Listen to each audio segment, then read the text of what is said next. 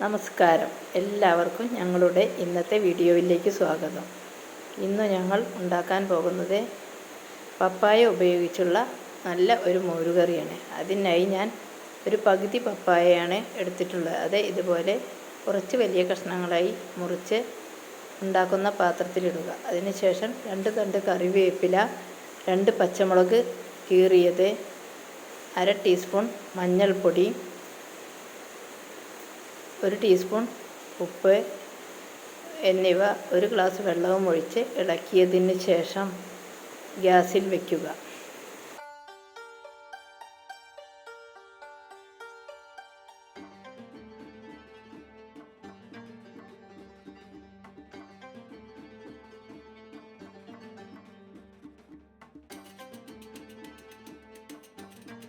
പിന്നീട് അതിനുള്ള ഒരു അരപ്പിലേക്കായി 1 മുറി നാളികേരം, 3 ചുവന്നുള്ളി, 2 പച്ചമുളക്, 1/2 ടീസ്പൂൺ ജീരകം എന്നിവ ഇട്ട് നല്ലതുപോലെ മിക്സിയിൽ അരച്ചെടുക്കുക.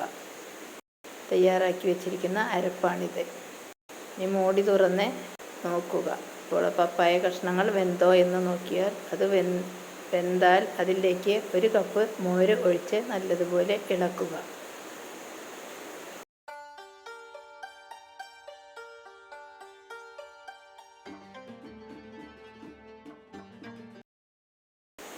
ഒന്ന് തിള വന്നാൽ അതിലേക്ക് തയ്യാറാക്കി വെച്ചിരിക്കുന്ന അരപ്പ് ഒഴിക്കുക. അരപ്പ് ഒഴിച്ചതിന് ശേഷം ഒന്ന് ഇളക്കി യോജിപ്പിക്കുക. നല്ല ഒരു മോരുകറിയാണിത്.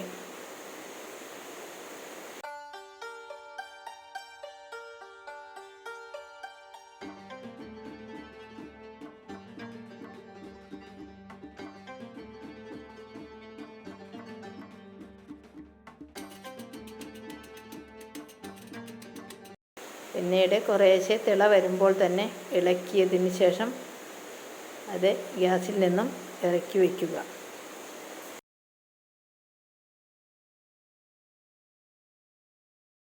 ഇനി അത് വറവിടുന്നതിനായി ഒരു ഫ്രൈ പാൻ ഗ്യാസിൽ വെച്ച് അതിലേക്ക് 1 ടേബിൾ സ്പൂൺ വെളിച്ചെണ്ണ ഒഴിച്ച് വെളിച്ചെണ്ണ ചൂടായാൽ അതിലേക്ക് 1 ടീസ്പൂൺ കടുകിട്ട് പൊട്ടിക്കുക.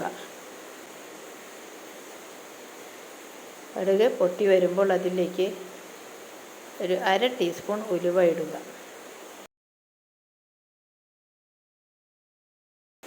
അതിനുശേഷം 2 വറ്റൽമുളക് പൊട്ടിച്ചതും 2 തണ്ട് കറിവേപ്പിലയും ഇട്ട് അത് വറവിട്ടതിന് ശേഷം ആ കറിയിലേക്ക് ഒഴിക്കുക.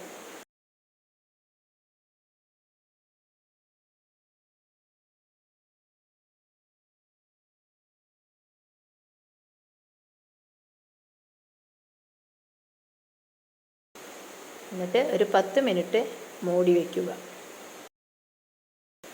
പിന്നീട് മൂടി തുറന്നതിന് ശേഷം അത് ഒന്ന് ഇളക്കി നമ്മുടെ സെർവിങ് ബൗളിലേക്ക് ഒഴിക്കുക. ഈ വീഡിയോ കണ്ട എല്ലാവർക്കും ഞങ്ങളുടെ നന്ദി. നല്ല സ്വാദിഷ്ടമായ ഒരു മോരുകറിയാണിത്. എല്ലാവരും ഒന്ന് ഉണ്ടാക്കി നോക്കുക.